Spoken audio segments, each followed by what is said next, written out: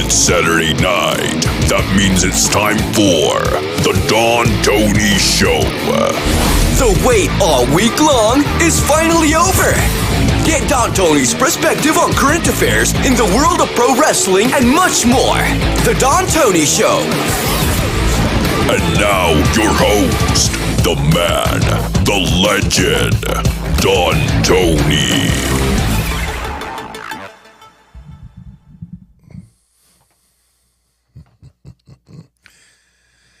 How's everybody going?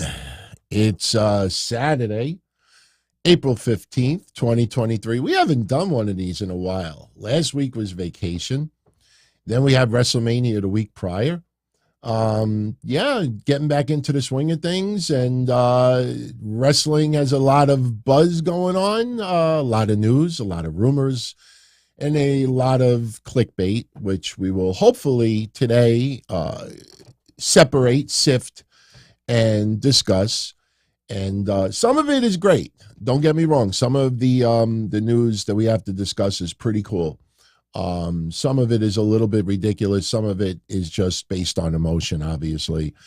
As you saw in the thumbnail preview for today, obviously CM Punk has been the biggest buzz the last couple of days. And in hindsight, it's kind of funny. Going back to the media scrum and the brawl that happened, and you remember how many people were totally against CM Punk, totally unprofessional. And I remember I posted a tweet at that time. I said, sooner or later, quite a few of those detractors are going to realize that, maybe it wasn't the best way to do it, but CM Punk was right. CM Punk, one of his catchphrases, and I think it was much more than a catchphrase back in the day, was the voice of the voiceless. And CM Punk, without question, is the voice of many in AEW who are voiceless, and that continues to this day. You see Thunder Rosa recently coming out and saying that she apologized to the locker room, and this was not done in the last day or two. This was done a while back, and yet, if you follow social media a little bit closely, you still see the jabs still being made towards Thunder Rosa. And when fans do it and do it well, you even see some wrestlers retweeting it, liking it. And you realize that, these are grown adults, and a lot of them are set in their ways, and there's nothing that's going to change it. But, it is pretty wild to see what's going on with the CM Punk situation, and we'll discuss it. I want to remind everyone once again, we had a great discussion earlier in the week about Wembley Stadium, and the fact that they could draw up to 90,000 fans. I do not accept 30% as a success, but let's also remember that the problem with a lot of news journalists, other than stupidity, when you have longtime journalists, I don't think it's stupidity anymore. I think it's either intentional clickbaiting or they just don't give a shit, to be honest. Plus fans, and here's another thing too, it's the opposite, where they're so excited about something that they turn it into news. And it's not news. It's their excitement. Mercedes Moné debuting in AEW, where people said she's backstage. Up until that night, that's because they wanted it. They had no proof that anything was ever happening, but they wanted it, and they convinced themselves to the point that it was happening. And you live with the sword, you die with the sword. But I saw something today that I thought was just so misguided and stupid. And I want to show you this, and this kind of breaks my heart, because Steve Gerwick, my God, he used to have a hotline back about, I'd say 18 years ago. Steve Gerwick had a hotline, and we used to have some hotline wars back in the day, but I always got along with Steve. And he posts this, just for those on audio only, I'm going to read you the title. Ticket sales strong for AEW's Wembley Stadium debut. Now, tickets don't go on sale, I believe, until May 2nd, and that's the pre-sale. What this Matarazzi is bringing up is the sign-ups for the pre-sale code. And what these people are doing is they're looking at the fact that there's 30,000, 40,000, 50,000 signups to get the pre-sale code for AEW, and they're interpreting that number to ticket sales. It's right in front of you. I did not alter it. That's not a Photoshop job. Ticket sales strong. They haven't even gone on sale yet. What the fuck are you talking about? But as I remind you, and I said this on Wednesday, I signed up for the pre-sale. I'm not going to Wembley. I'm sure there's tons of scalpers that signed up for the pre-sale. I'm sure a lot of fans did just to be part of something. I'm sure some of you out there signed up for the pre-sale, have no intentions on going or even buying tickets. So just because that number's out there doesn't mean anything. And I'll give you a good example. Didn't they do that with Clash at the Castle? And when tickets actually went on sale, it was like 1/3 of what the registrations were with the pre-sale. I don't have the exact numbers in front of me, but you got to be very careful, because people will take emotion and turn it into news. And I'm going to give you one right now. And it has to do with LA Knight. And it's actually two discussions. One you'll like. One is clickbait, emotion, trying to be twisted as news. Now, last night on SmackDown, LA Knight lost to Xavier Woods. Great match. Basically, LA Knight, got fed to him. His little bit of cheating, pulling the tights, and Xavier Woods does it back. If you follow closely, WWE does that finish a lot more than you realize. We just don't pick up on it sometimes. And yes, a lot of people online yesterday frustrated once again. What are they doing with LA Knight? They didn't do nothing with WrestleMania. They follow WrestleMania. This is 2 SmackDowns after WrestleMania. And what the hell are they doing with LA Knight? Why did they keep jobbing him out? Okay.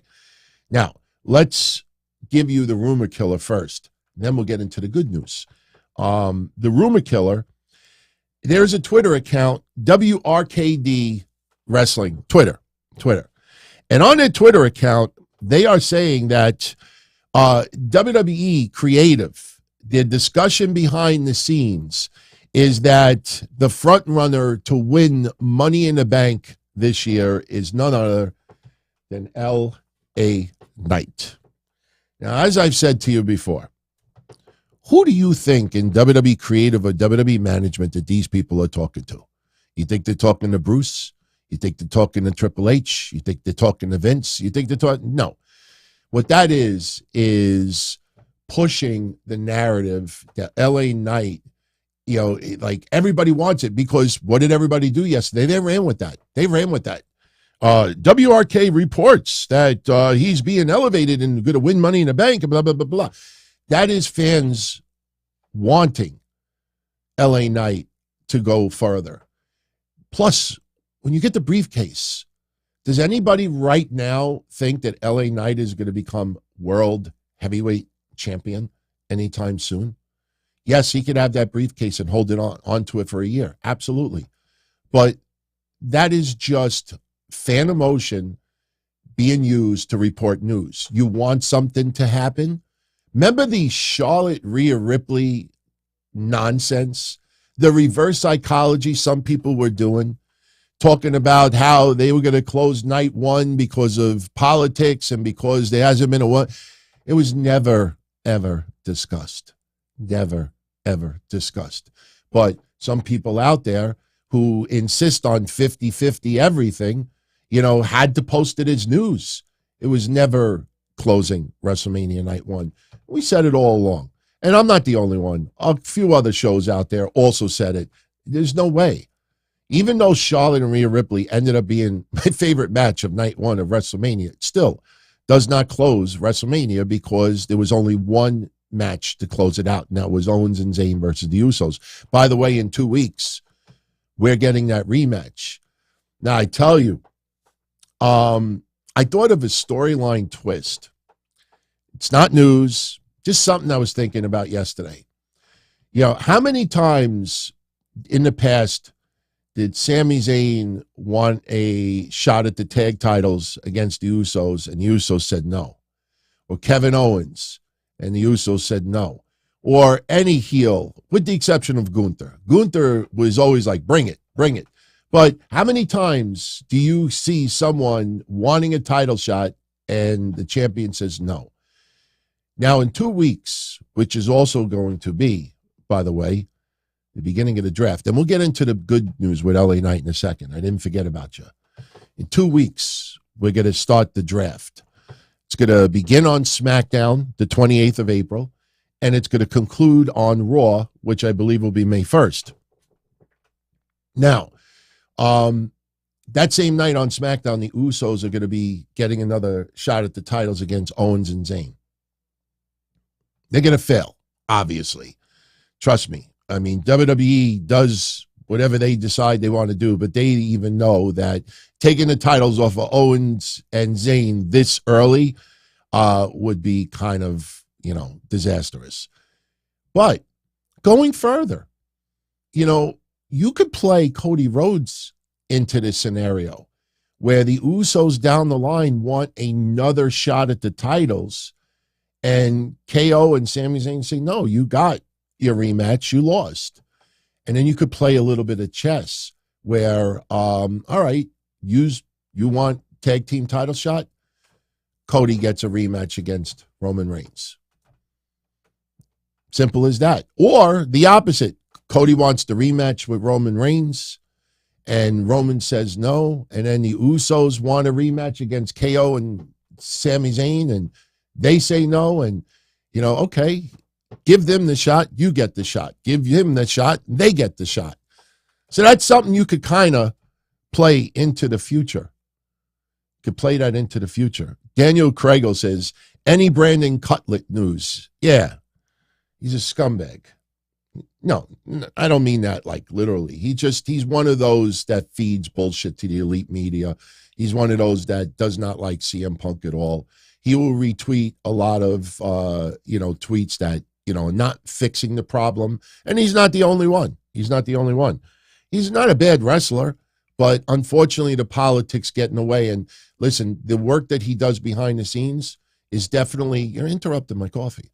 The work he does behind the scenes is, acknowledged. And he does do a lot behind the scenes, but he also knows that, if he loses that opportunity, who else is going to give him that kind of a position? It's not going to happen. And when he got his ass kicked on Wednesday, tell me in Brandon Cutler's last 2 years on TV why I'm supposed to look at him as a baby face. I want that guy sliced, diced, chopped, grated, filleted, ground, and you know what? You could throw him into a coffee grinder. Not a fan of Brandon Cutler. All right. But you know what? He's not the only one. Yeah, we'll get into this little tweet from Jericho a little bit later. All right. So in 2 weeks we got the draft, and we got the Usos getting the rematch, and we got back to LA Knight now. You look at LA Knight, let's just say he wins Money in the Bank briefcase, which we don't even know when exactly that match would go down, the Money in the Bank ladder match. Is he going to become world heavyweight champion anytime soon? I mean, a lot of people think that it's Cody next in line, and I agree with that. And then a lot of people think if those titles end up getting divided up, it's probably going to end up with Gunther, which I am 100% behind as well. But when would that happen? So this is just fans wanting LA Knight to get an opportunity, to get a big opportunity, to get a showcase. You think back at Austin Theory winning the briefcase, and you remember what happened with the briefcase? We had some great conversations about it. The same thing that happened to Austin Theory happened to Carmella. Austin Theory went 2-32, I believe, in his record, or 3-32. Yes, this is predetermined, but still the perception on TV that Austin Theory was losing, being jobbed out. He was a Vince guy, and he's not a Triple H guy. And then he lost the briefcase, and misguided folk online are like, oh, that was the worst thing you could have done. No, that was the best thing you could have done. We said it that night he lost the briefcase. That's the best thing. And look what happened. Ever since he dropped that brief, what is happening? Everything has been on the rise. So you give LA Knight the briefcase and you look at recent history, and if it follows the trend of Austin Theory, he may end up getting even more futile in the ring.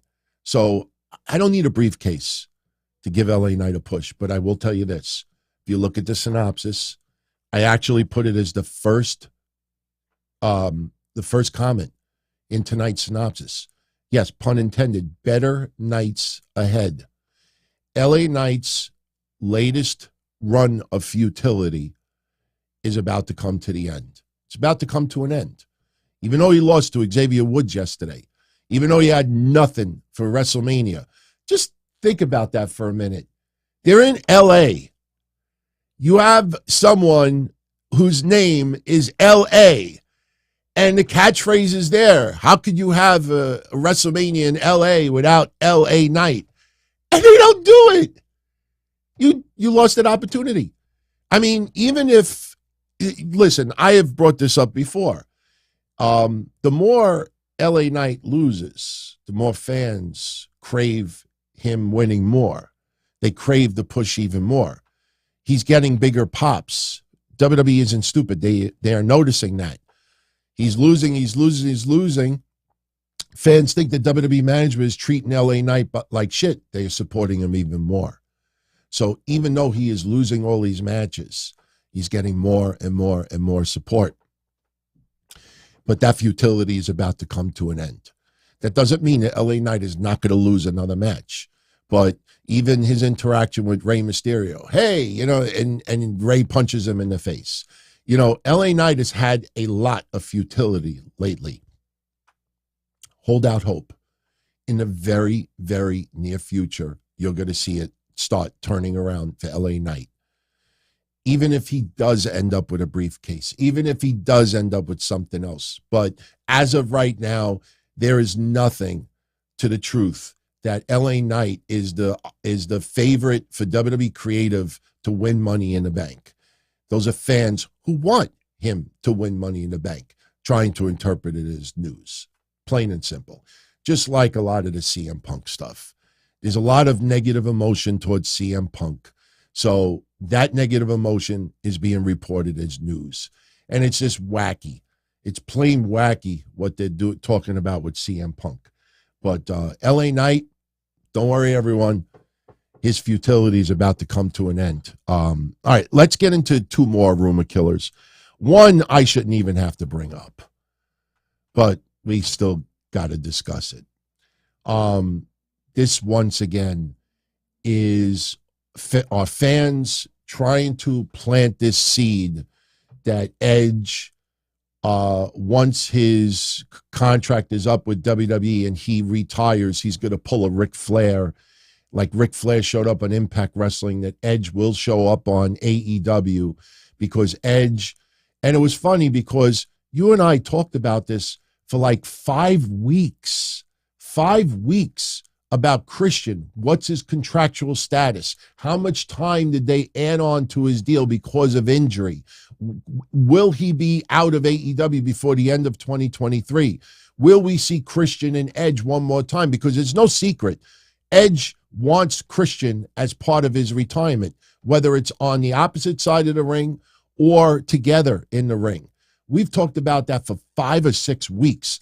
Now, all of a sudden, because Christian Cage pops up on Dynamite with Luchasaurus, now fans realize, oh, he is still part of AEW.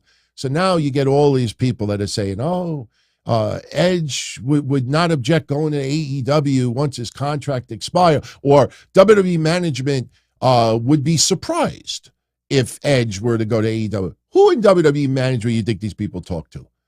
They probably talk to a couple of wrestlers in WWE. Hey, what do you think? You think Edge would go to AEW? No, I'd be surprised. Nah, he's WWE. And suddenly that's news? It's not news. But there's enough people out there, and they're using the magic word speculation. Speculation is another word that it's not true, but, we're going to throw it out there that it's speculation. Speculate. What is this, Inspector Gadget, like the thumbnail? There's speculation. There's speculation that Edge would like to go to AEW. If Christian cannot get back to WWE, he would like to go to AEW and do something with Christian and possibly one more feud with the Hardys, because now Jeff Hardy returned. You see how it fits like a glove? Nothing was said about Christian and Edge for 5 weeks. We brought it up. How come nobody's talking about Christian's status in AEW?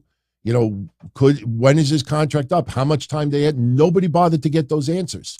Christian was not mentioned once. Suddenly, Christian pops up back on TV. Jeff Hardy makes his AEW return, and now all of a sudden the floodgates open. Who? Oh, Matt Hardy, Jeff Hardy, Christian. There's one piece that seems to be missing from this element.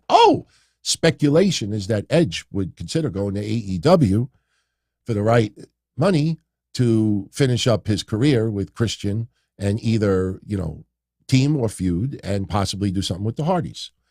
It's not news, everyone. One more rumor killer. And this is ridiculous.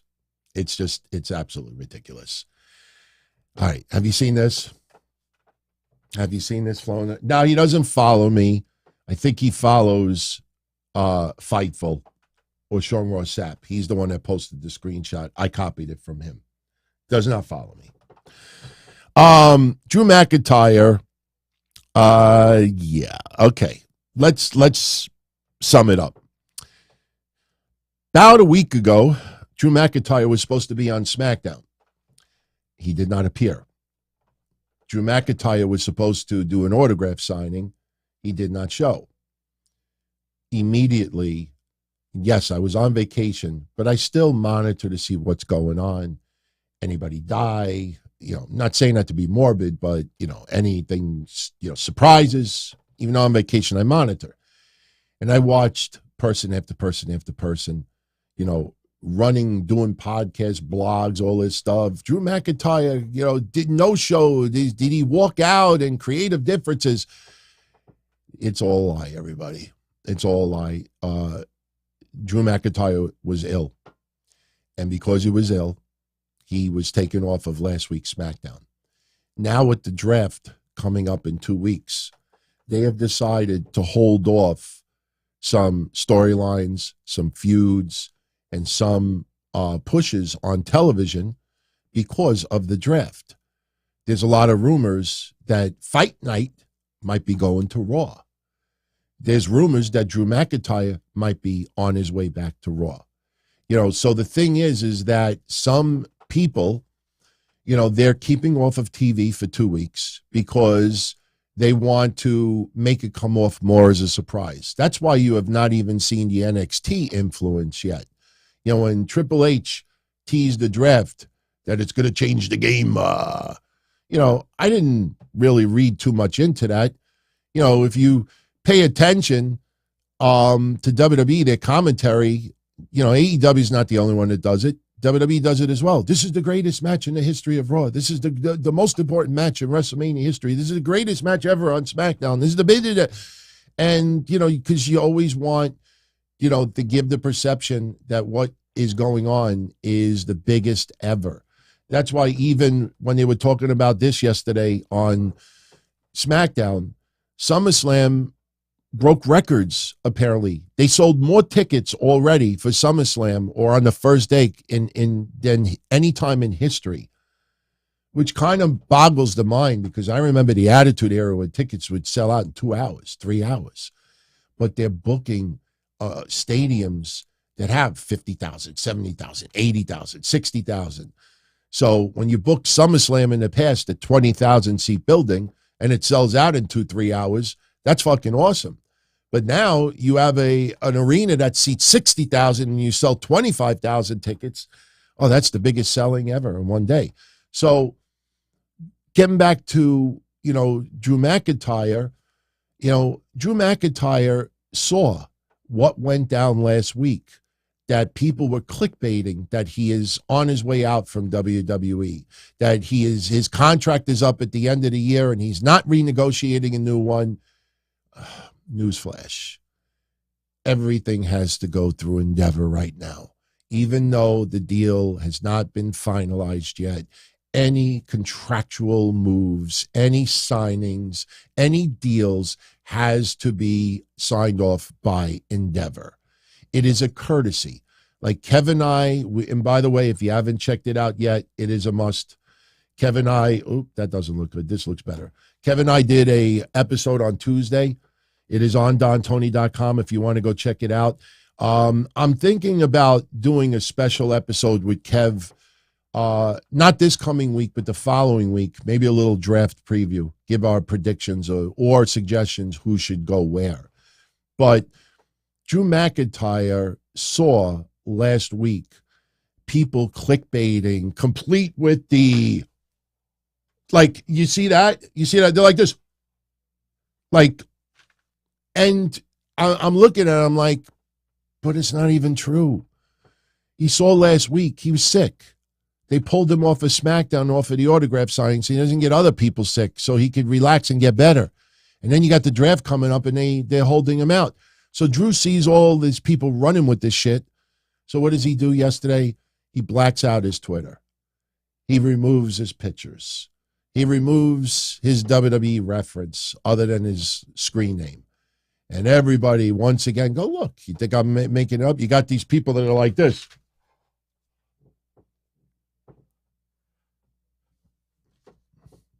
Drew McIntyre's fucking with the internet wrestling community. Drew McIntyre is not renegotiating his contract right now because they're in the middle of a merger with Endeavor. And if WWE does work out a new deal, look at Logan Paul. Logan Paul proved that this hiring freeze deal was bullshit. And I know what somebody's going to say, well, he was already hired, so it wasn't necessarily part of the hiring freeze. Hiring freeze means you don't add any new contracts unless it's signed off by Endeavor. And Endeavor signed off on Logan Paul staying with the company. Absolutely. I wouldn't be surprised if Logan Paul, maybe they do something with UFC with Logan Paul. You might see some carryover with that. I'm telling you, I don't know how I would feel about it. But the thing is that as far as him and not willing to renegotiate, that's stupid. Because right now, new contracts and new signings and renewals and this and that. Look, some deals come to an end between now and when this Endeavor deal is signed. Obviously, you got to do something about it. But anything that goes on has to be signed off by Endeavor.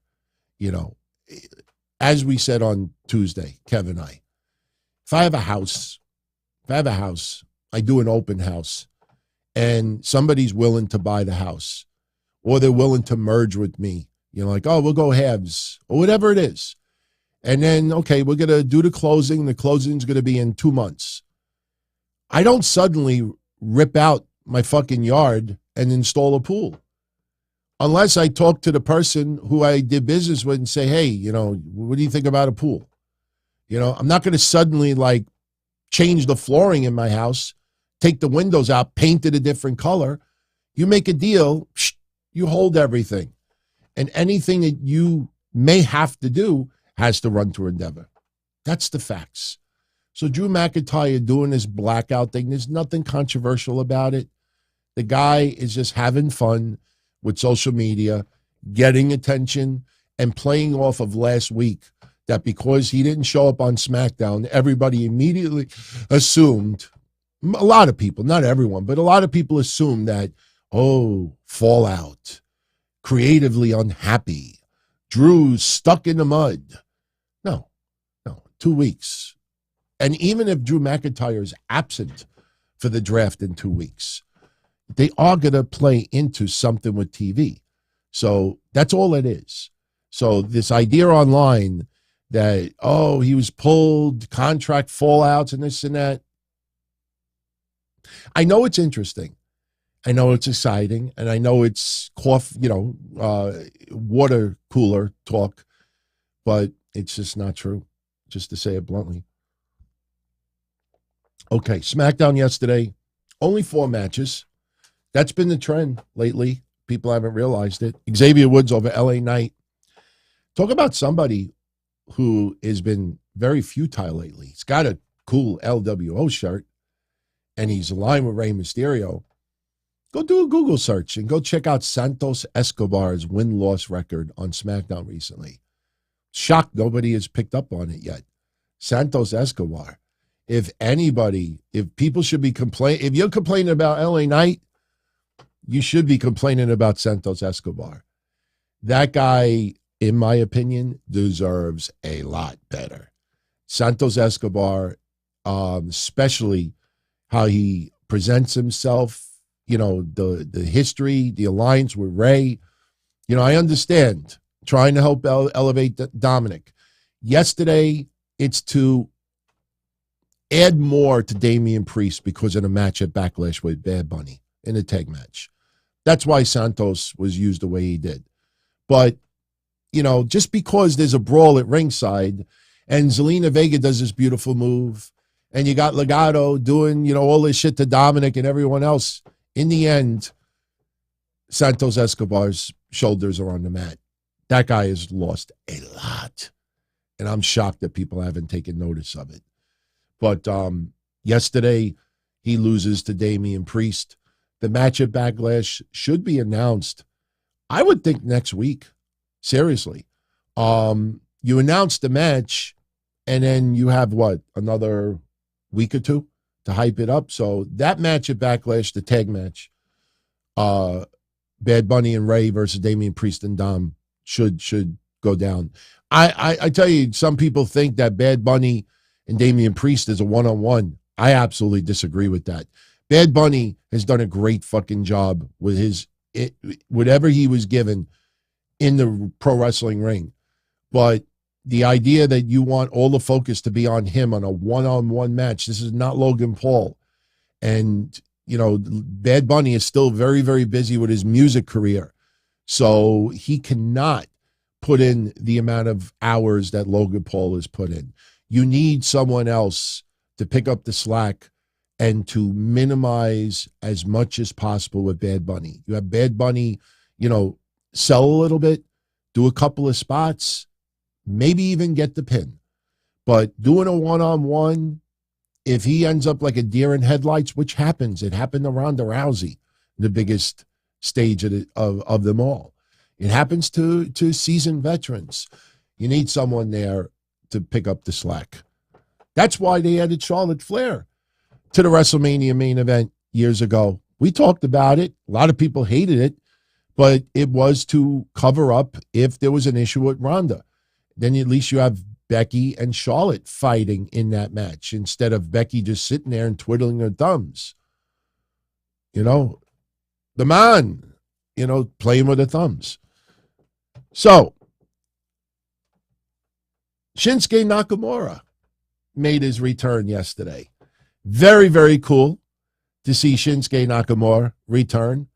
And he took on Madcap Moss.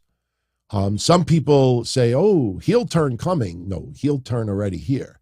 Madcap Moss getting the cheerleader, treatment from Emma. You're better than this. You deserve this, blah, blah, blah, blah, this and that. And Madcap Moss loses to Shinsuke Nakamura upon his return. Emma is going to start slapping some sense into Madcap Moss, and Madcap Moss is going to take it out on somebody. May take it out on, one of the top baby faces on SmackDown, but Madcap Moss right now, unfortunately, doing the favors, and Shinsuke looked great on his return. Shinsuke hasn't been on WWE TV since November. He had the match against Muta not too long ago. And his first feud, believe it or not, is going to be with Karrion Kross. Yesterday, Karrion Kross was shown on the monitor with Scarlett. Scarlett had her tarot cards, and she had one that had Shinsuke Nakamura on it. And then shortly after, Karrion Kross went on Twitter and posted this. Yes, they do train. They do train together. And just look at their outfit, and you understand why they're going to be feuding.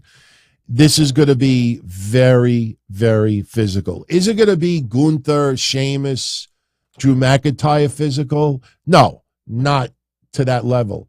But those two are going to put on, and yeah, Shinsuke with his charisma, you're going to keep that as well. But they're going to gel a lot better than you think. I know a lot of people were a little bit surprised, like, why? Oh, when you see them in the ring work together, just like Santos Escobar. Santos Escobar, when he was in Lucha Underground, you think of Ricochet and you think of others. A lot of these guys worked against each other in Lucha Underground, and some of the matches that they had, even Cross. Look at some of the matches Cross had in Lucha Underground, and it kind of surprises you who he actually could gel with. So, we'll see what happens with the feud. The only thing is we got a draft coming up. And, they did not announce this match for next week. So does it happen on draft night? Possibly. Are they what happens if one of them gets drafted to Raw? And then what are they going to still do the match? So I personally think that match will happen probably on draft night. And, or if it's not, then I think Cross and Shinsuke will remain on the same brand. Be really interesting if they move Scarlett to a different brand.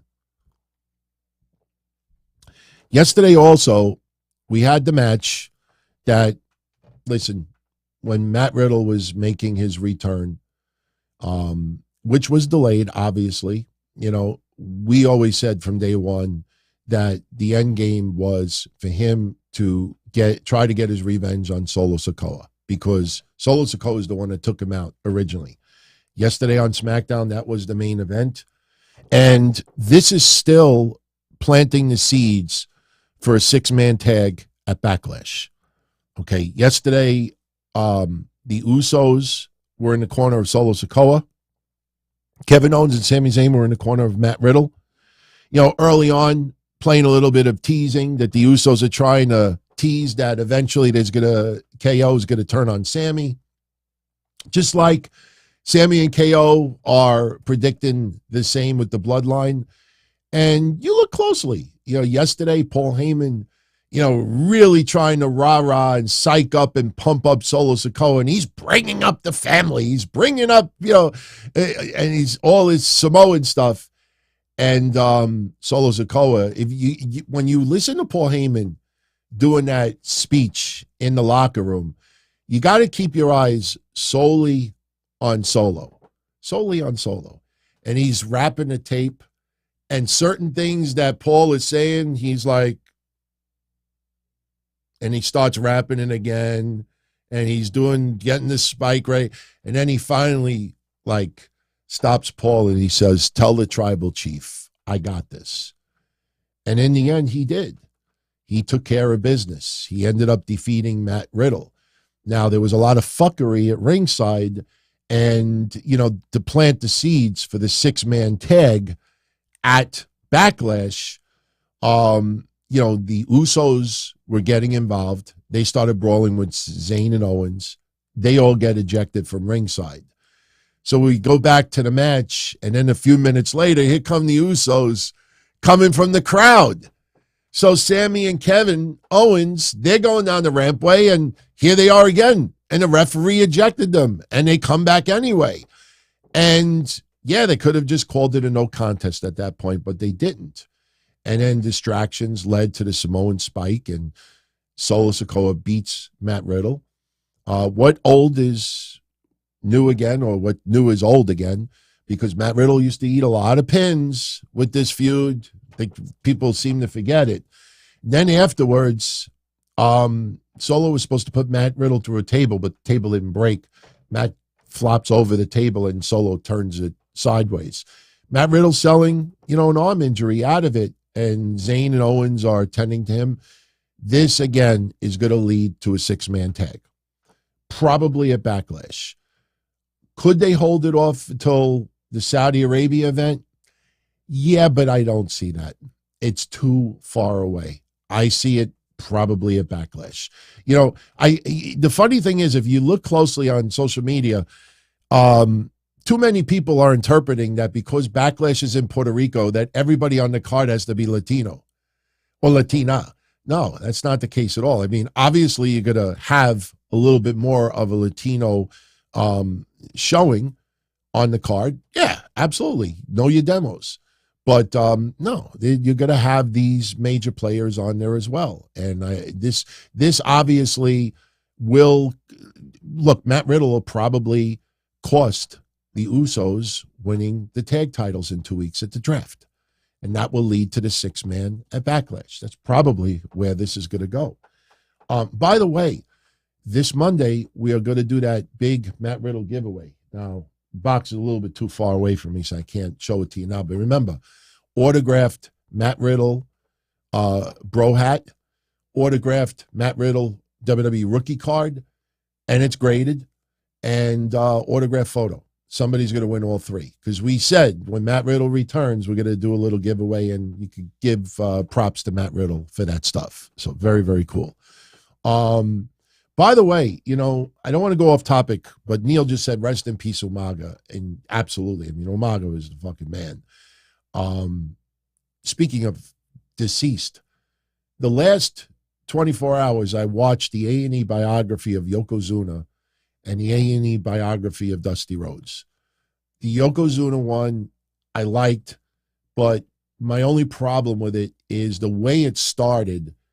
I felt like maybe like 10 minutes of it was chopped off or something. It just, I don't know, it just felt like it was rushed. I know they had to fit it within an hour with commercials and everything, but the beginning just felt like it was in progress.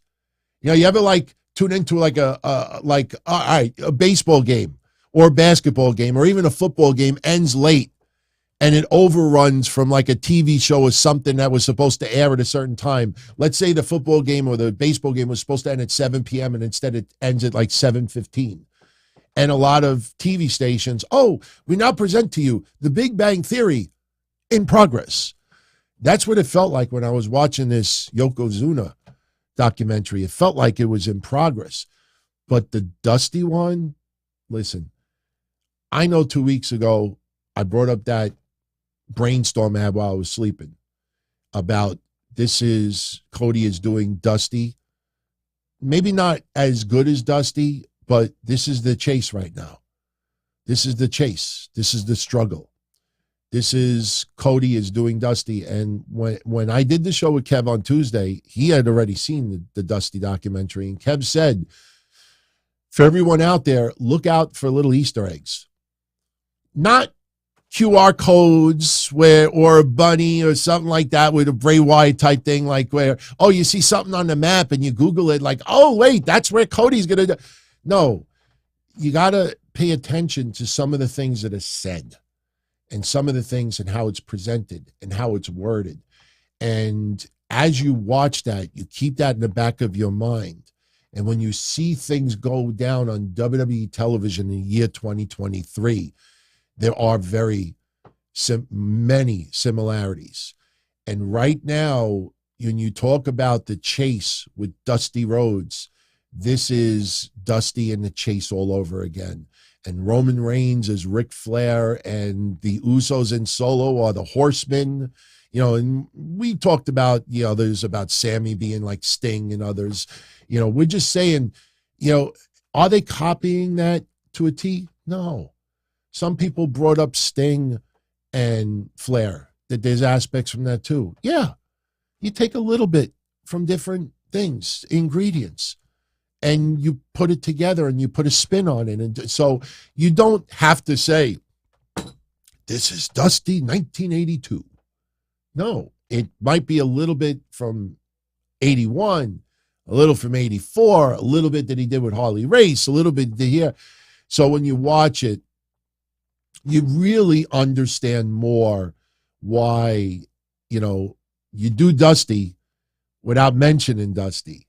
It's funny when they say on TV, even when Cody cut his promo and said, look, I'm fine with not bringing up Dusty.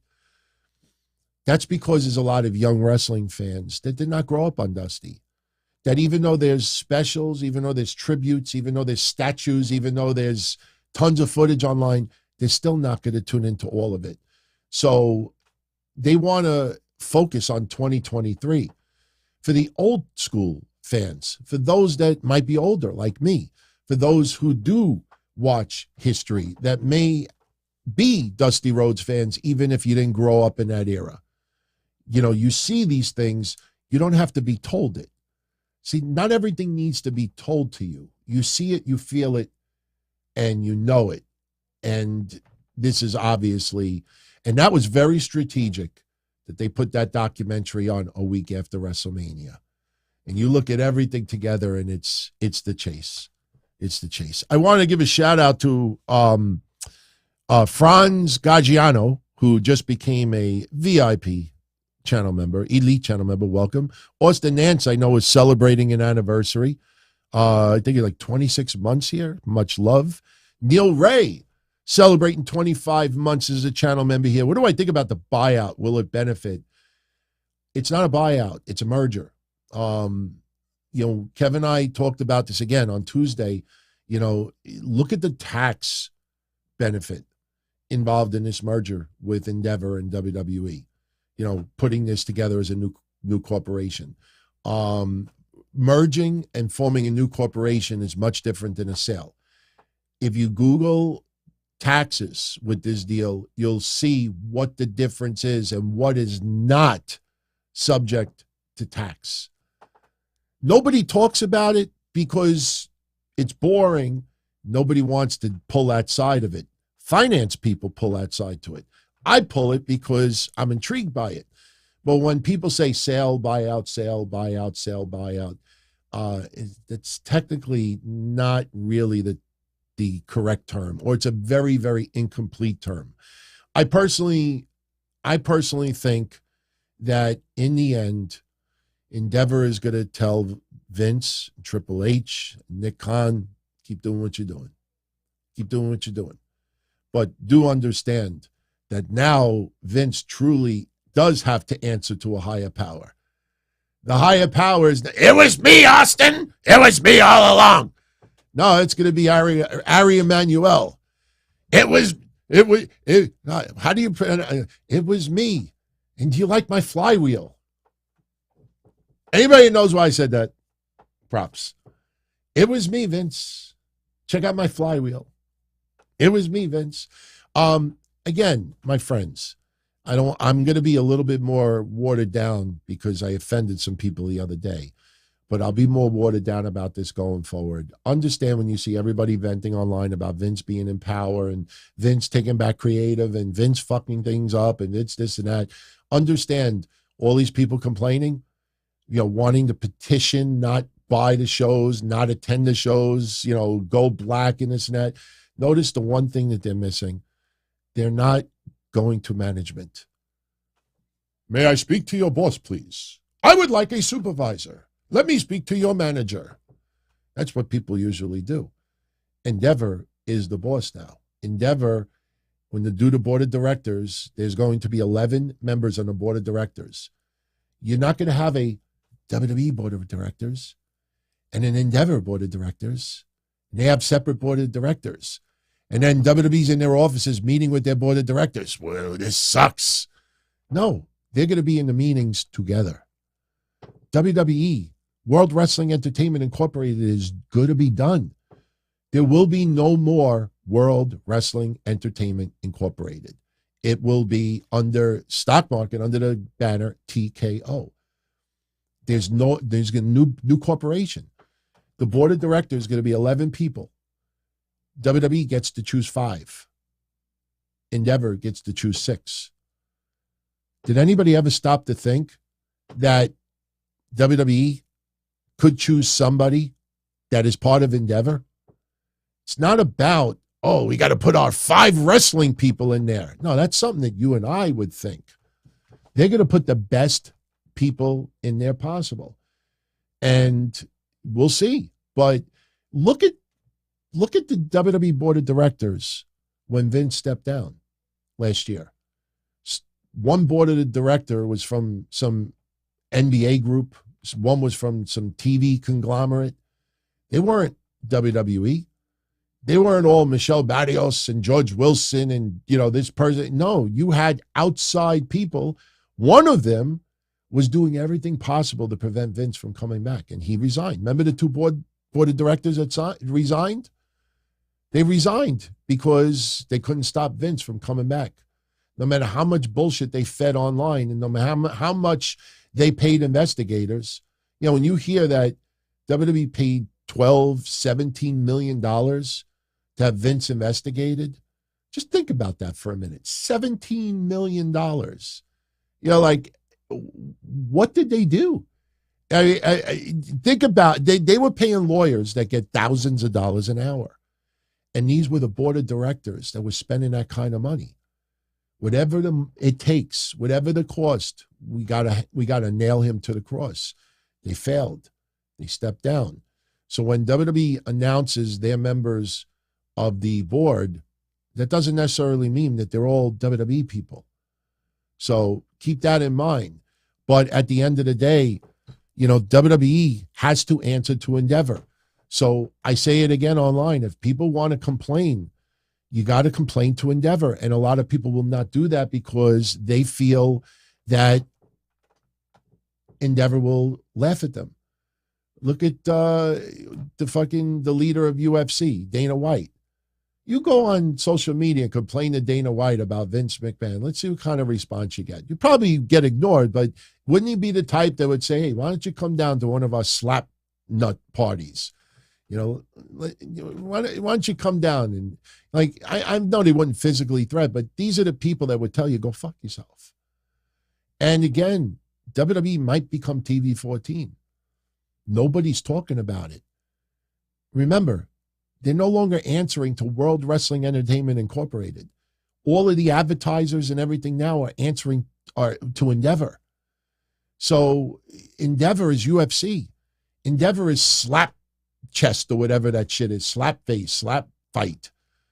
UFC doesn't put on cartoons. I love you. I slap you. You slap me. We slap each. They're all adult programming.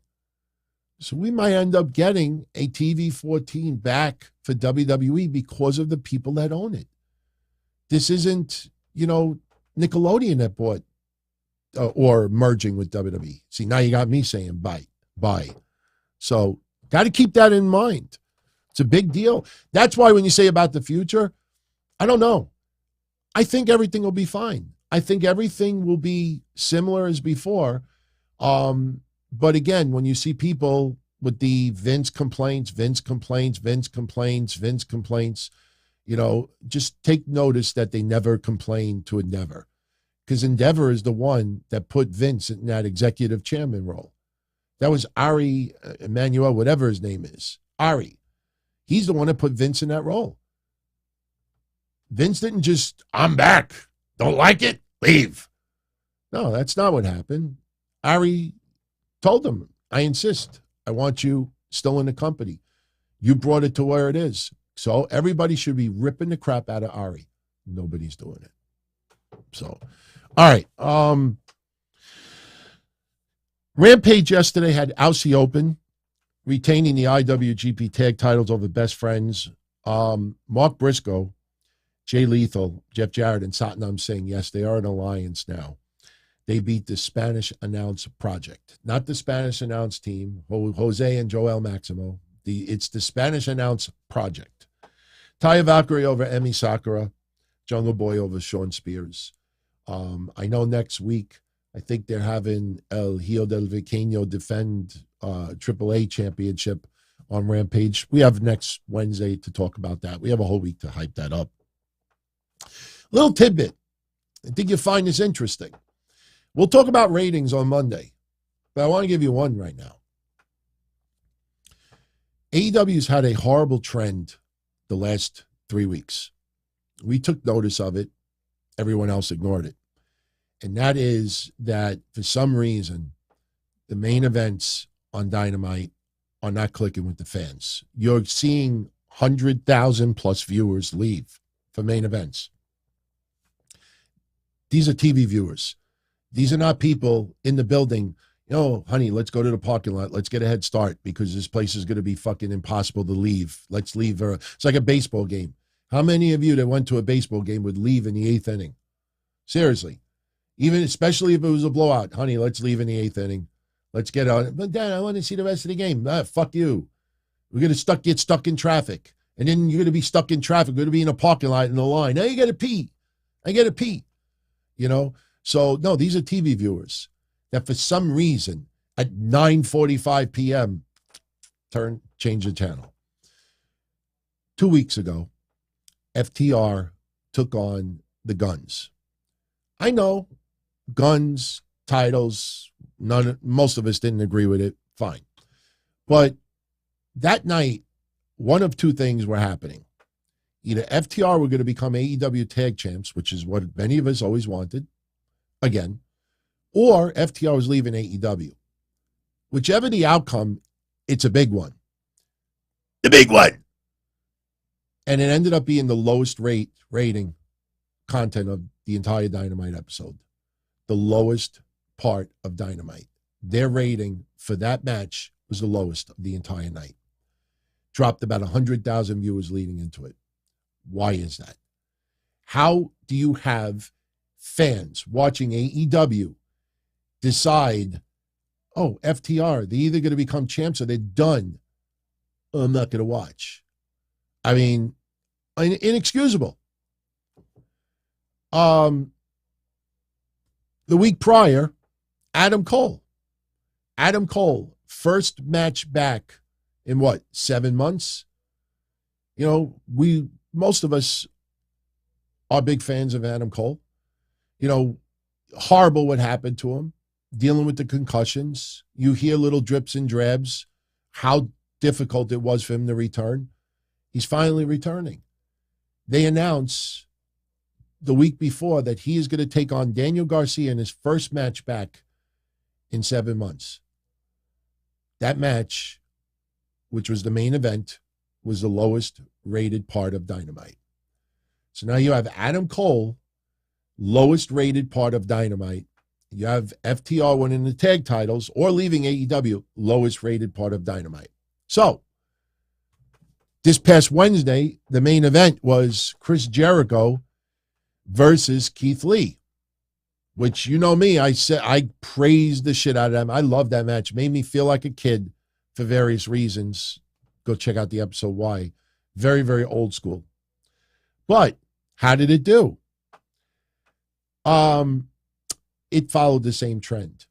Not only was it the lowest part of rating of the entire Dynamite, when the match first started and they were doing introductions, which actually bled into the quarter prior, they had 100,000 viewers turn the TV off. Think about that for a minute. You didn't have extra people tuning in, waiting until the end to see the main event. You actually had 100,000 fans turn the match off. It was the lowest rating of the entire night. That's concerning. I mean, we're not talking, listen, if you want to say to me, I don't want to see Action Andretti, I don't want to see Commander, I don't want to see, you're talking about Adam Cole, FTR, Chris Jericho, Keith Lee. And those guys have been the lowest ratings for their shows. That's pretty horrible. Friends, I don't know exactly what is on at that particular 9:45 hour, that time. But all I know is that at 9:30, I don't think any TV shows start at 9:45 or 9:55. Whatever's on TV is on TV. And when you see that at the beginning of the hour, there's 900,000 viewers, and then you're at 9:30 and there's 900,000 viewers, and then you get to 9:45 and it's under 8. What? End. People blamed this week's low number. They're drawing toll-free numbers now. Last week they drew 877.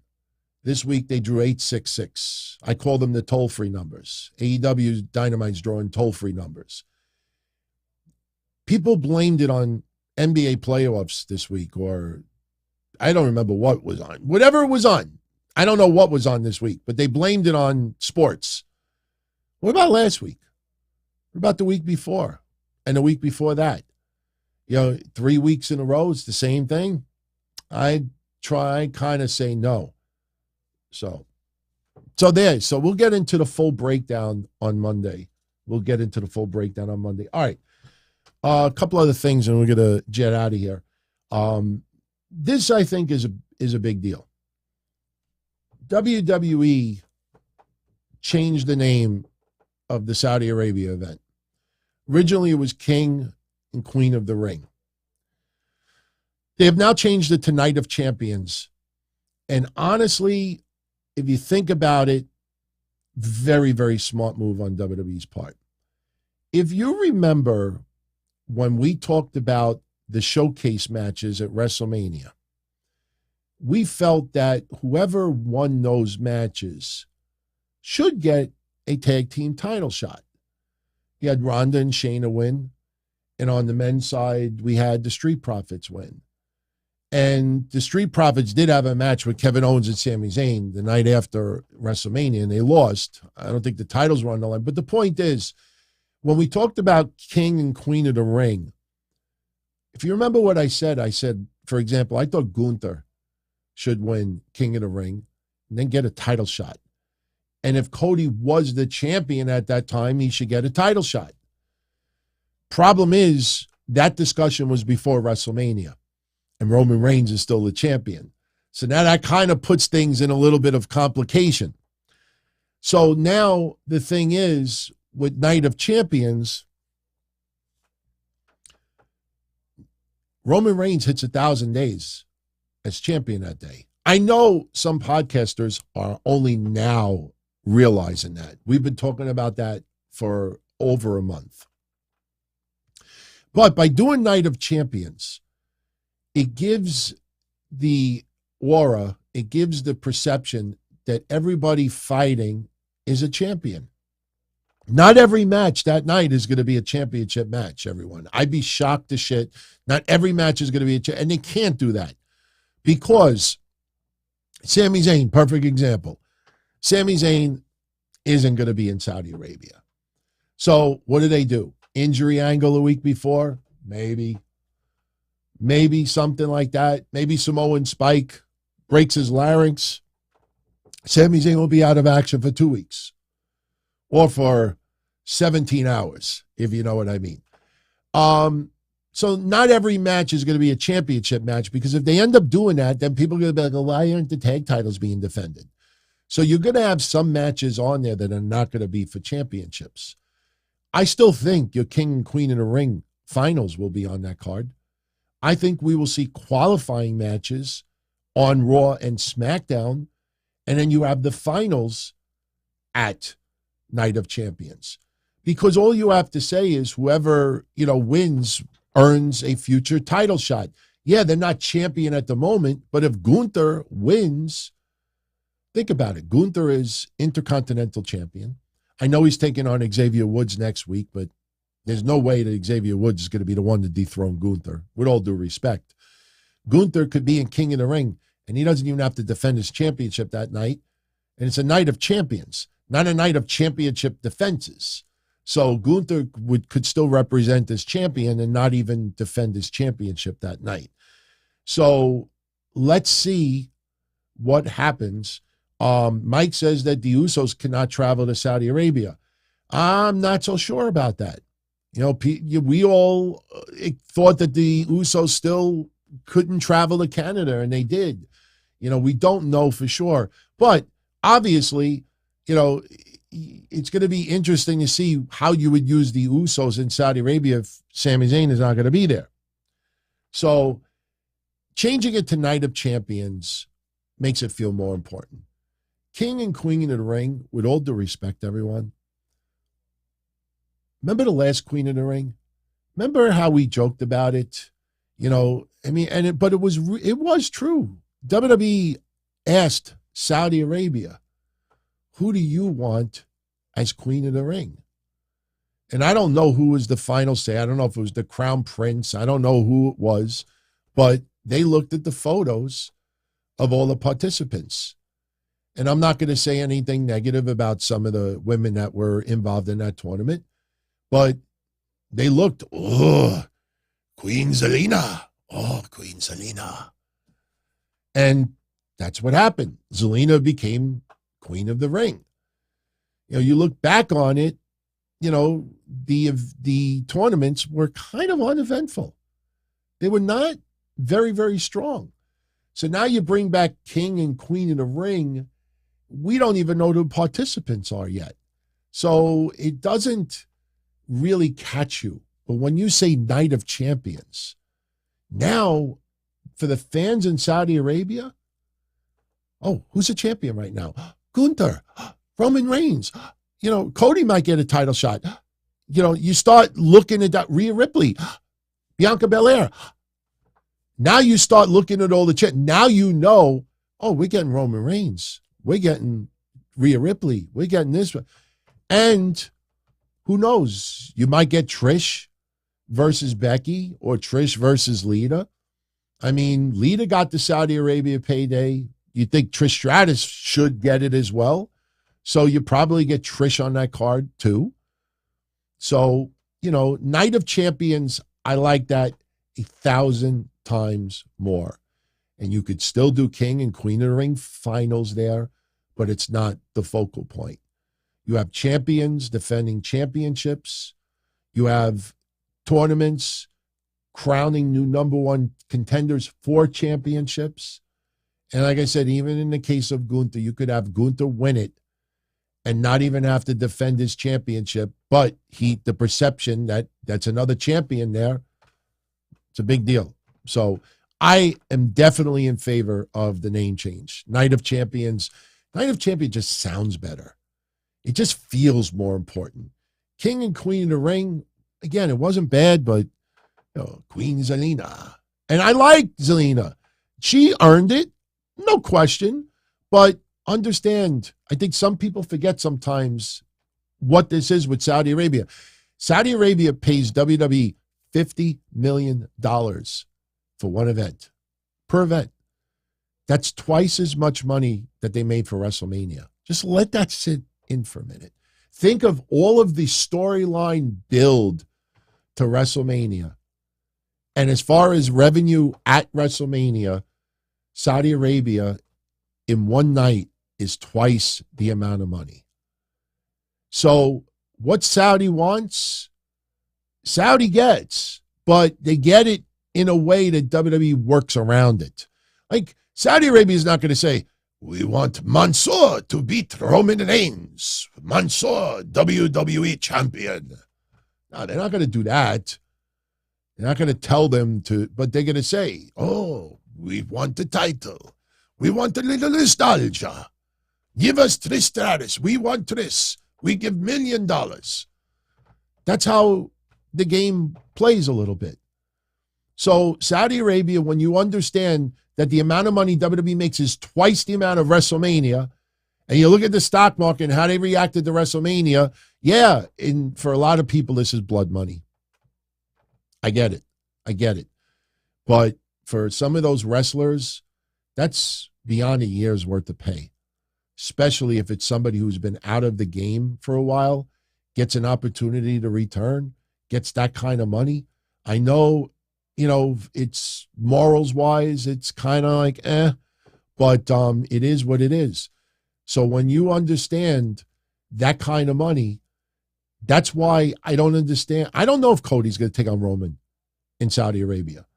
But when we talked about it a couple of weeks ago, and that 1,000 day hitting 1,000, exactly 1,000, and you understand $50 million. SummerSlam's already selling an insane amount of tickets. You don't need Cody to win the championship at SummerSlam to sell out SummerSlam. You understand what I'm saying? So do not discount the possibility of Cody winning at Saudi Arabia. And everybody and their mother seems to be doing that. Do not discount some of the matches that people are rumoring for SummerSlam happening in Saudi Arabia. I think some people do that because they don't want to put any attention to Saudi Arabia because they don't like Saudi Arabia. And I get that.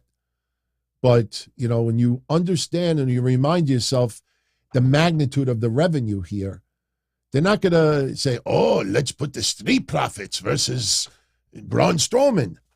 Yeah, give us Street Profits versus Braun Strowman. Give us, they want Braun. Brock is going to be there. Omos is going to be there. We're going to have some giants battling. Absolutely, Brock is going to be there. You know he is. So what is Brock going to be doing? Could we possibly get Brock versus Cody to rematch? I don't know. But that they're going to go balls out for this. So something to keep in the back of your mind. But I'm definitely in favor of the Night of Champions. It just feels more important. And then you add Saudi's influence with it. Really good. As a wrestling fan, morals-wise, a little different. All right. I want to just finish up quickly with just one thing. I'm just going to say it in simple English. Pulling out my notes. Fightful reported that CM Punk is returning to AEW. And it'll happen in the summertime. Some people believe it'll happen at the June event in Chicago. Kind of makes sense, I would think. And with them going to Wembley, I don't think anybody would accept anything less than either CM Punk and FTR versus the Elite, or CM Punk versus Kenny Omega, or CM Punk versus Chris Jericho. I personally don't think Chris Jericho versus Punk would be the ideal way to go. But I think at the end, and here's the fascinating thing about it. If FTR are still the tag champs at the time, they don't even have to defend their tag titles that night, which you think about it, that in itself is pretty cool. But something that I have been saying for a couple of years now, and I know I'm not the only one out there, but I truly believe that I'm, if not the first, one of the first. And I don't even think that's disputed, because everybody else and their mother out there would not call out a lot of things that were wrong with AEW. Remember when I used to say sloppy shop, bid storylines and, trying to blurred lines versus sloppy shop, and they would try to blur the lines in the back and try to take drama, real life drama, and turn it into storylines and this and that. We talked about it with Sammy Guevara, with Eddie Kingston. We talked about it with Guevara and Andrade. So the thing is, something we noticed early on, what we noticed is that when fans would start complaining about something particular in AEW, especially if it was someone not being utilized, and it was someone that the EVPs and the elite media did not like, there was always a quick comeback with some news story to shoot down that person. We brought up Miro as a great example of it. What the fuck? Why aren't they using him? The Redeemer. Why aren't they using him? He's home. He's ready. And then within 24 hours, Miro was offered to be in a battle royal and he refused the job to Adam Hangman Page and this and that. And then everybody, fuck him then. And then a little bit later on, the shit with Andrade, he threatened to walk out and this and that. And there's always a comeback. And with the CM Punk stuff, and again, I will always appreciate Dave Meltzer. I'll always be a fan of his. I will always subscribe. He did a lot good for me back in the day for things that I was trying to do, worthy causes. But now I feel like I'm watching Looney Tunes. And that's why I made this banner earlier. And that's why I decided I removed Kenny Omega from there and I put Dave Meltzer and Brian Alvarez instead. I made those cartoon things myself. All right. This Dave Meltzer, I think, is turning into Looney Tunes. And I'll tell you why. 1 month ago, there was reports that they're trying to work out to bring back AEW. Dave goes into a message board and basically brings up Moxley and brings up that, CM Punk, I think, threatened legal action and not this and that. And then CM Punk replies, not a lot of wrestlers reply. You know, if you notice that, you could make claims about Vince and Triple H and certain people, and they will never fucking reply. And that's why people make these wacky claims. They don't have to worry about waking up the next day. Wow, why am I trending? Oh, because Triple H responded to your tweet and called you a fucking liar. It never happened. So you could say whatever you want. You could say anything. So with Dave Meltzer, CM Punk responded and called him a liar. And then we covered it. Dave Meltzer goes on his podcast a week later and is apologizing. And he felt awful that at the end of the day, he wants to see AEW do well. He wants to see WWE do well, that he feels awful because he feels whatever that was trying to be mended, you know, that this might have, you know, ruined everything. Okay, you feel guilty. You feel awful. Well, now this week, oh, there's a month later now. This week, Fightful reports that CM Punk is returning to AEW, and it's going to be in the summertime, and it could happen in June in Chicago. So what do we get right now? Right now on YouTube, Brian Alvarez yesterday posted a clip of him talking about CM Punk's return. And the title of the clip is, CM Punk wants to work with the elite. The feeling doesn't seem mutual. And I decided to watch the video to see what the fuck he's talking about. And he's bringing up, I got kids. And if one of my kids got punched in the face by another kid, there's no way that I mean, that's his basis. Personal emotion. People in wrestling fight. People in wrestling have, you know, skirmishes. People in wrestling do argue.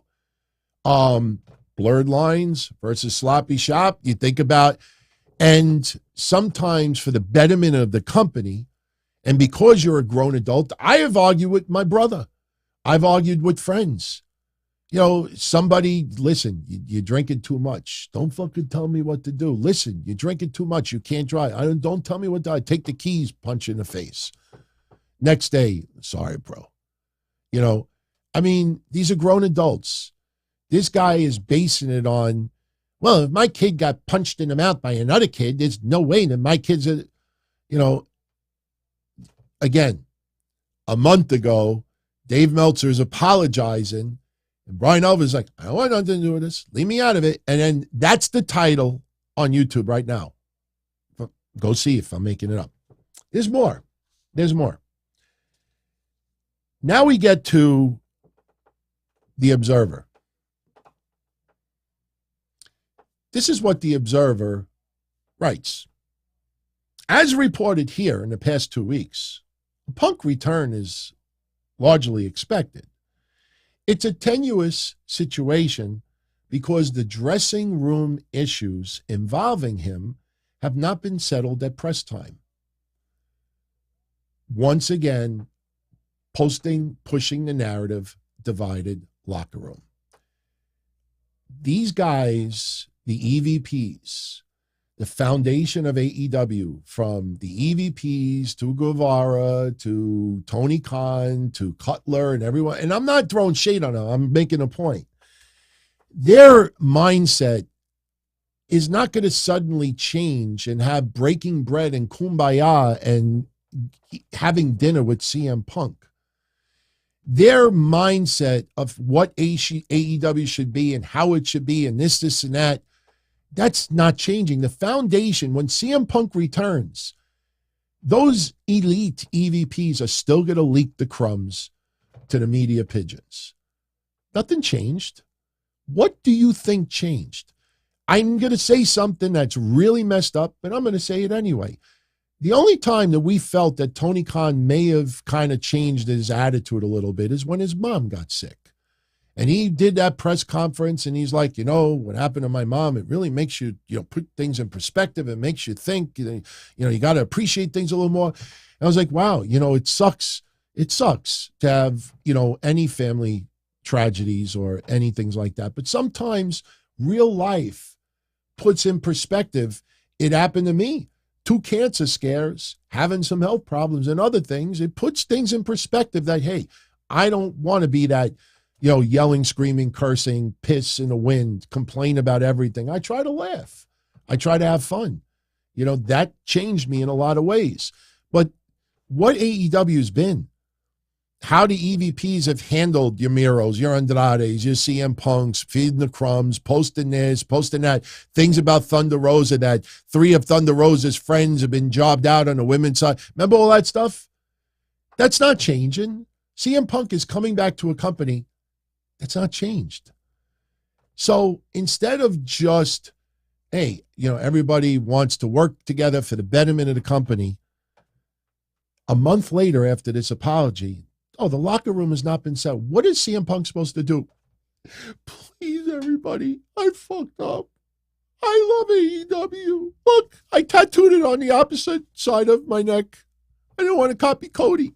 What is he supposed to do? He has a locker room meeting with people that as soon as he leaves, spit on the floor? What is that? Gets worse. Gets worse. This is bizarre. I will never do a show again if this happens. There is a plan for CM Punk to meet with Kenny Omega, Young Bucks, Chris Jericho, and others. But if it doesn't happen, or if it doesn't go well, Dave Meltzer writes that Tony Khan is considering, get this word, partitioning Punk. You ever partition your hard drive? You have a C drive and a D drive, and you're going to split it up and you're going to add the F drive. They're thinking CM Punk, big computer. Tony Khan is considering that since they're going to be debuting a Saturday show down the line, that CM Punk will only be on the Saturday show, and part of the locker room will only be part of the Saturday show. And there would be split crews.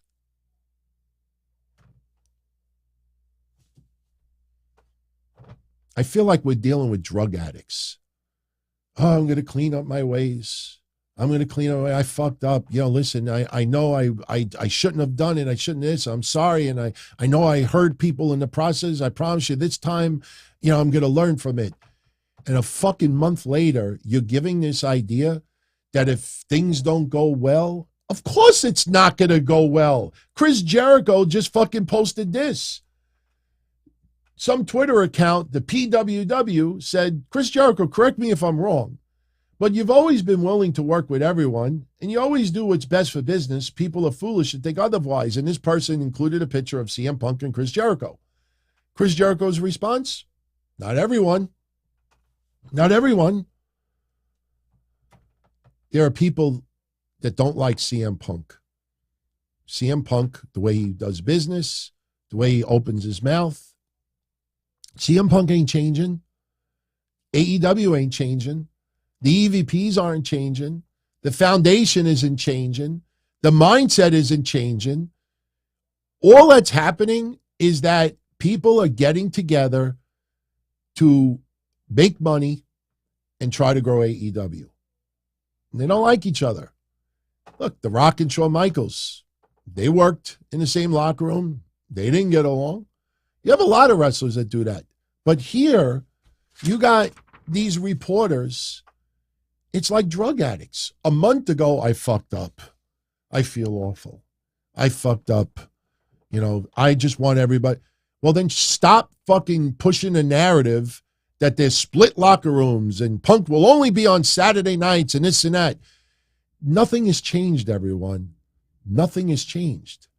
So understand, even some of the twisted media out there. I know we got Twisted Ice-T. This is the twisted media. All those people that were spitting on CM Punk leading out, now epic, amazing, unbelievable, selling 90,000 seats. Oh my God, FTR and that's what's best for business and that. I guarantee you, for those bigger names out there, CM Punk has a list of names of the people who stabbed him in the fucking back and said a whole bunch of shit and made a lot of money off of trashing him for the last 6 months. And now everything is epic, amazing, unbelievable. Let's do it for the betterment of AEW. And the thing is that I don't understand why Meltzer couldn't just report. Hey, Fightful reports that CM Punk could return in June in Chicago. And the idea now is that it could lead to the Elite versus FTR and CM Punk at Wembley Stadium. That's what fans want to hear. Not this shit that, CM Punk wants to work with the Elite. The feeling doesn't seem mutual. Nobody learned nothing, everyone. At the end of the day, what happened at that media scrum and the mindset in AEW, the mindset of CM Punk, the mindset of everybody involved, nothing has changed. Even if they have a meeting, the meeting is going to be, let's do this for the fans. Let's do this for AEW. Let's do it to have the company grow. And that's it. You might have some optics, photo optics to make it appear that everything is good. It's like in-laws. You visit your in-laws. I mean, I get along with my in-laws, but some of you out there probably hate your in-laws. You see TV shows, it's notorious that people hate their in-laws. But, you have a holiday picture and everybody's like, and then, you look at the picture like, oh, everybody's getting along. But meanwhile, behind the scenes, it's the complete opposite.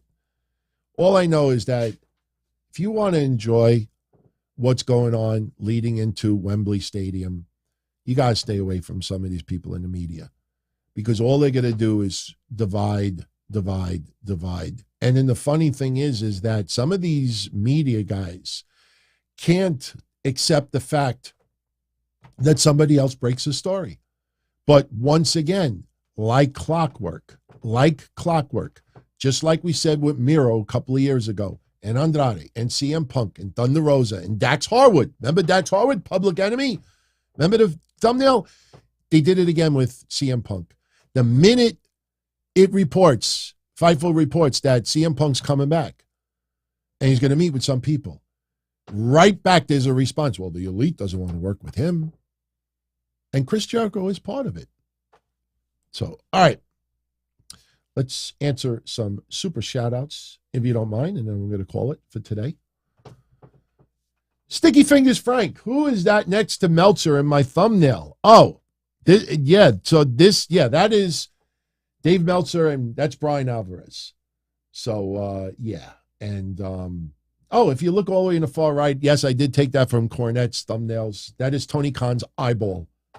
It's a little Easter egg thing. But you want to know something? For the audio download, check this out. I put Jericho there in its place. That's the best I could do with Jericho. I decided to take Brian Alvarez off. I put Jericho instead. That's supposed to be Chris Jericho. Yeah, Hey, I'm not the greatest with cartoons, but I try to play around with the thumbnails, get a little creative with it. But thank you, Mr. Sticky Fingers, for the 5 spot. Much love. Chris Cutler with a 20 spot. Thank you, my friend. AEW doing some kind of brand split because guys can't be around each other and need their own shows is embarrassing. If guys can't even be around someone, then they shouldn't be there at all. Oh, yeah. Oh, yes. Check this out. Somebody on Twitter, and it's a journalist. Where's the comment? Oh, yeah. I don't remember who it was, but it's a legit journalist. This person wrote this, that I didn't hear Dave Meltzer say this, but a few people reported that Dave Meltzer said this, and I'm trying to find the clip, and if I find it, I'll share it with you Wednesday. But Dave Meltzer also said that FTR and CM Punk are doing this not to even get a match with the Elite, but to try to make them look bad and get rid of them. That's asinine. I mean, as much as you may not like the EVPs and how they give crumbs to those media journalists to just stir up shit, they are very, very important behind the scenes. FTR is not going to suddenly be working in the back. Kenny Omega, and I said it even before, even though I don't like Brandon Cutler, him, QT Marshall, and they do a lot behind the scenes that we never see. They do a lot. And that should be acknowledged. And they definitely deserve, the money that they make. The TV stuff, okay, a little less to be desired for me. But I understand how important they are. And believe me when I tell you, Kenny Omega, Tony Khan's going to break the goddamn bank to keep him in that company. I really cannot see Kenny Omega going to WWE. I don't. Even without this Endeavor deal. If Endeavor never came into the picture and they pulled sale ideas off the table, I still don't think Kenny Omega would have ended up in WWE. It would have been cool. Maybe it happens a couple of years from now, but Tony Khan, those people are too important. But no, Chris, they ain't splitting locker rooms. Just think about that. That optic makes AEW look 10 times worse. They have to show that they are a family, a disgruntled family. And listen, believe me, I don't know who it'll be in AEW. Somebody will do an interview and make a remark like, look, every family has its skirmishes, has its quarrels. But at the end of the day, we're a family. We want AEW to succeed. We want to give the fans the best entertainment around. And that's why everybody is working together. We're just like an everyday family. Not everybody gets along all the time. It's not going to be cake and ice cream all the time. Somebody's going to throw that out there. But the optics of a divided, split locker room, I mean, talk about wrestlers who have no voice in AEW. Let me ask you an honest question. Let me ask Chris and everybody an honest, because some of you to think about. And this will spell it out to you. Think of all the people in AEW that are this low on the food chain, that are on the side of CM Punk. Do you think in your right mind, if the locker rooms are split, that they are going to side with CM Punk and give the optics to the elite, the EVPs and Tony Khan, that they're not on the same side with them? Remember, we're talking about people who are low on the food chain that probably would never get this opportunity outside of AEW. And you mean to tell me that they would have balls enough to step up and say, yeah, I'm on the side with CM Punk and, I'm not. No, they're going to do everything they possibly can to protect what they still have in AEW. And they would go on the side of.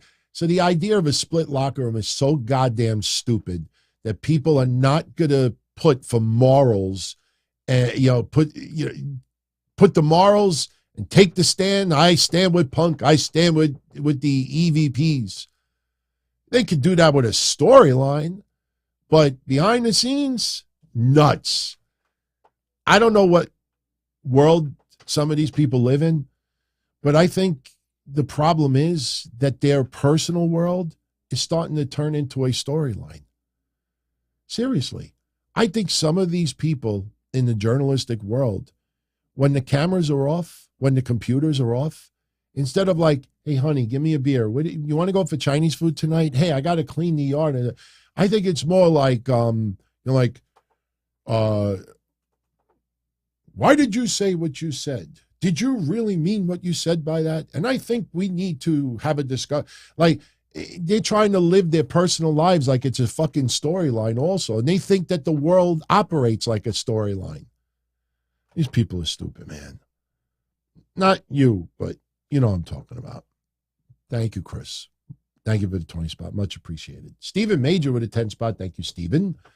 Hey, DT. Just wanted to show some love. I sound like King Kai from Dragon Ball. Some people have said that. Cobra Kai. When I make that funny noise, listen when I get a chance. You understand what I mean? Yeah, people used to say, what did I used to say? Yakika? I can't remember, but I used to do something. People like, oh, that's Cobra Kai. Yeah. People say I sound like Cobra Kai. They say I sound like Paul Heyman. They say I sound like different people.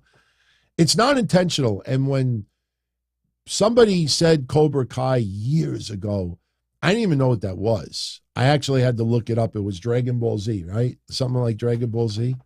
But I'll look it up again. I got to go back and I got to watch that again. And yeah, what was it? I got to look it up. Maybe Wednesday. Oh, maybe Monday I'll do it. Actually, maybe tomorrow on the sit down, because I could be a little bit goofier on the sit down. We are doing a sit down episode tomorrow, everyone. There you go. 8:05 p.m. So if you don't know the format, just check the thumbnail, and it's going to be a fun show. Much love. Thank you, Steven. Steve Joseph with a 2-spot. Will Sami Zayn and Kevin Owens go to Saudi Arabia? Maybe Saudi Arabia. Arby's? No. Saudi Arabia? Nah, I don't think so. Kevin Owens is not going to go without Sami Zayn. And Sami Zayn, I don't see going. I mean, I know there's progress in Saudi Arabia, but there's still some horrible atrocities, and I don't think anybody and their mother should blame it. Look, they're going to do probably an injury angle. Solo Sikoa probably go on a Samoan spike orgy. And he's going to spike KO. He's going to spike Zayn. He's going to spike their ass. Going to thumb them in the eyes. He's going to thumb in the throat and be like this, and then you thumb in the eyes, be like this, and it's going to be like one of those big, what was those monkeys, and they're like, Sami Zayn and Kevin Owens are going to get the shit knocked out of them. Maybe the Viking Raiders will take them out. I'm not kidding. The Viking Raiders might end up squashing Owens and Zayn right before they go to Saudi Arabia. Seriously. You watch. They're not going to Saudi Arabia.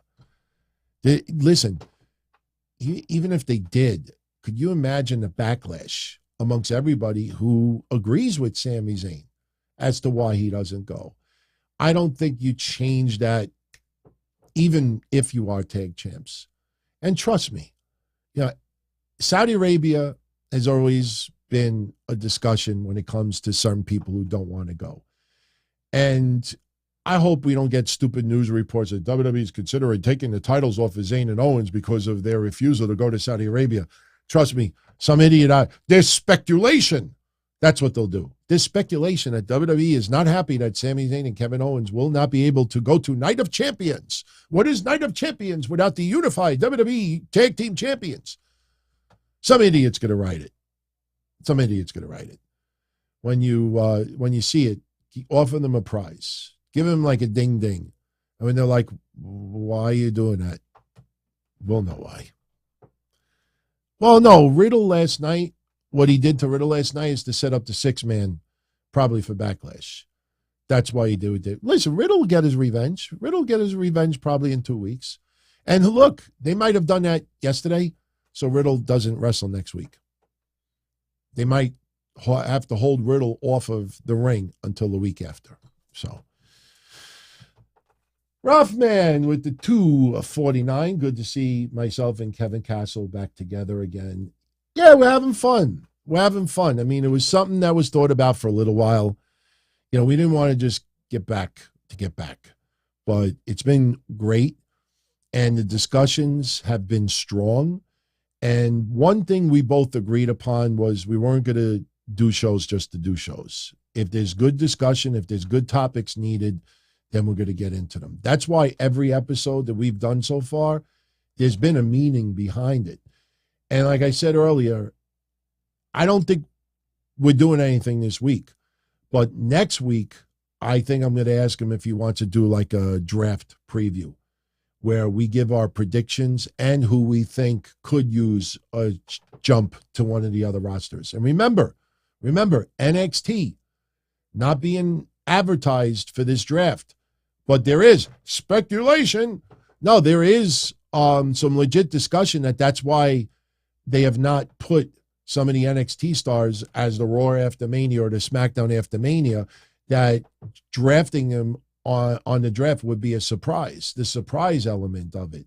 But, we've talked about it before. Listen, even before Braun Breaker turned heel, the week before, we said that WWE was keeping some of those wrestlers in NXT a little bit longer to help with Carmelo Hayes now as champion and Indy Hartwell as champion. And that's not as strong as you think it is.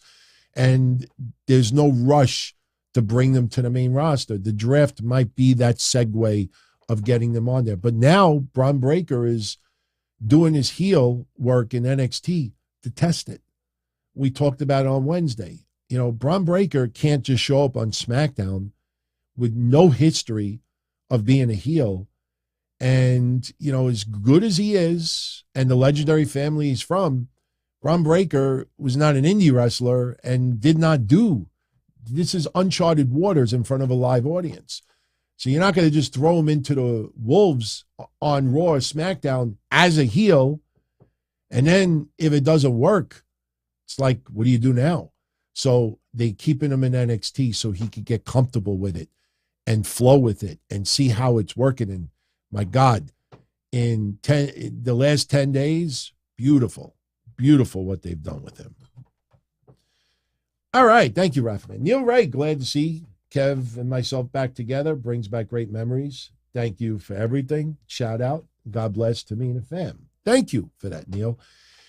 You know, the one thing that's kind of sad, and I brought it up before, was, you know, and I talked to a few people privately about this. Kev knows what I'm about to say. You know, I've been doing this since 97, and Kev and I started doing some podcasting together, hotlines together back in 04. And then we started doing podcasting like in 05. That's 18 years ago. And back in 05, you know, you had In Your Head, Meltzer was still doing stuff and some others, but you know, I used to call out every podcaster out there. I would rip everyone and this and that, you know, and I learned. I mean, I grew up and I learned, you know, you want people to tune into you because you're good, not because they're bad. But the thing was this, back in 05, 06, we had no friends out there. We didn't know anyone. We had no friends. Our numbers shot to the top.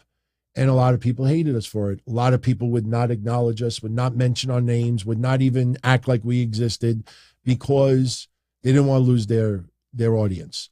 They felt like, oh, you know, I mean, listen to these guys for. These guys are just telling it like it is. So we did what we did. So now we come back together, and what we're finding is we're getting a lot of DMs and emails, and it's from wrestlers, and it's from Hall of Famers, and it's from people on TV, and it's from a couple of journalists, but no podcasters. None. Not one. And I know Kev works with Soup, so they plugged him. They didn't plug me, and I don't blame him. And I think this show, Drew Yari plugged Kevin also. Not one. And we're getting DMs, and some people like, oh, you know, band's back together. Oh, keep doing it. Oh, great to see you guys. It's about time. And it's that. And it's cool to see people in wrestling that you know, used to tune into us as well. And when we noticed is that we didn't ask any podcasters to give us a plug. But over the last 18 years, we made friends with a lot of people. I have different friends than Kevin. Some we have mutual. Not one ever said, and we don't need it, but not one ever said, hey guys, the original podcast, the OGs, guys were doing this 18 years ago, like Opie and Anthony, they're back and they're doing some special episodes, you know, cool to see them back. Nothing. Zero. And I said to Kev, I said, you see what I'm seeing? He says, yeah. He says, it feels like 2005, 2006 all over again. And the thing is that we're not trying to steal anybody's viewers or listeners. In fact, anything we do is going to be audio only stuff. So we're not even trying to like do anything on YouTube. In fact, I've talked about it before, going forward, my shows are going to be split. Half is audio only and half is going to be audio and video. YouTube will be a little bit less than what it was before. But the point is, we're blown away that all of these friends that we built over the years, like not even like a tweet like, hey guys, fucking awesome. You guys are doing shit again. It's good. But it was funny because for 3 years, a lot of these people like, oh, why did you break up? You should have never broke up. You guys, you know, you don't have to get along. You're better than that. Oh, what you? And then you realize, like, deep down inside, they were probably ecstatic, like, good. Now we don't have to fucking compete with their numbers anymore. So, bottom line is, we're having fun. We're not trying to take anything away from anyone, you know, but we do see that in 2023, everybody is doing everything they possibly can to try to get somebody to tune in. You know, like I showed you earlier with the ridiculous, ticket sales are awesome for, you know, am I lying? What I showed you earlier about I deleted already, you know, but, you know, people are doing this and it's cutthroat, but it's all right. We're having fun. And John Falsetta, as we close this out. Thank you for the 2 spot. Thanks for always being a realist paisan. Yeah, it gets boring sometimes to tell the truth. I know. But look, at least when you leave this show, hopefully you have a little bit more brain cells. You know what I mean? Like, and we criticize things. I mean, I think I did a good share of criticizing today with what we talked about, but I'm not going to overdo it just because it's the popular. I mean, I'm sure you've noticed it. And there's some people out there, like over the last 3 months, have decided to go 1,000% negative. I mean, just full blown, they're doom and gloom. And I see like people getting animated, doing these shorts on Twitter and YouTube, complaining, doom and gloom and the Vince stuff.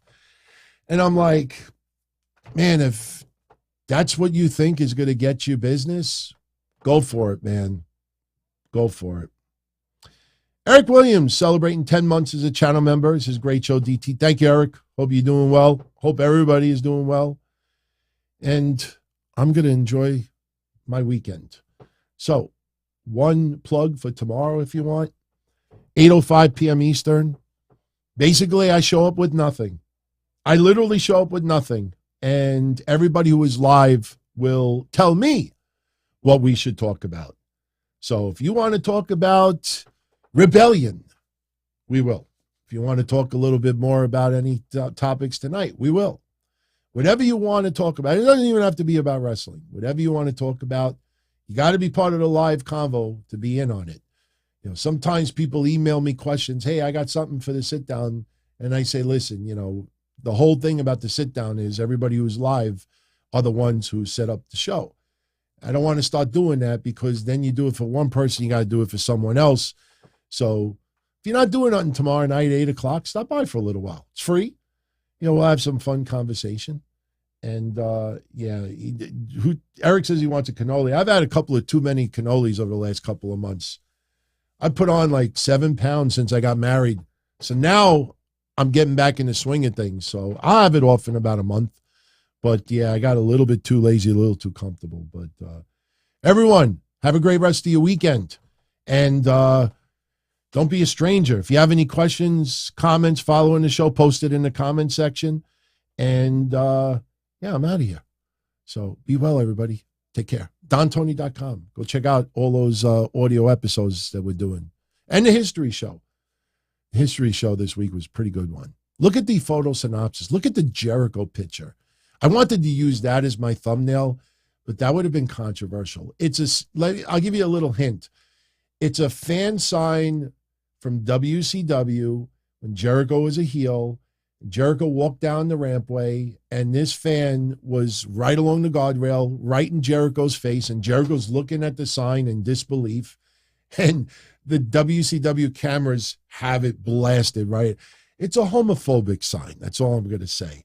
You look at it, and you're like, wow, the way it made Nitro, and they were, yeah. Be well, everybody. Talk to you all soon. As far back as I can remember, I always wanted to be a podcaster. For me to live any other way was nuts. To me, those goody-good people who worked shitty jobs for bum paychecks and took the subway to work every day and worried about their bills were dead. I mean, they were suckers. They had no balls. If I wanted something, I just took it. I ran everything. I paid the bills. I paid the host. I even paid the masked maniac. Everybody had their hands out. Everything was for the taking. We always called each other good fellas. You would always hear from somebody. You're gonna like Don Tony. He's all right. He's a good fella. He's one of us. But if you're part of my crew, nobody ever tells you they're gonna get rid of you. It doesn't happen that way. There weren't any arguments or curses like in the movies. See, your haters come with smiles. They come as your friends, the people who've claimed they care the most for your life. And now that's all over. And that's the best part. Today everything is different. There's lots of action. I don't have to wait around for everything like everyone else. Oh, I didn't get the vaccine? Fuck you, vaccine me. Oh, your delivery guy has COVID? Fuck you, feed me. Right after I moved here, I ordered egg noodles and ketchup, and I got spaghetti with meat sauce. I'm no longer an average nobody, while they get to live the rest of their lives like a bunch of schnooks.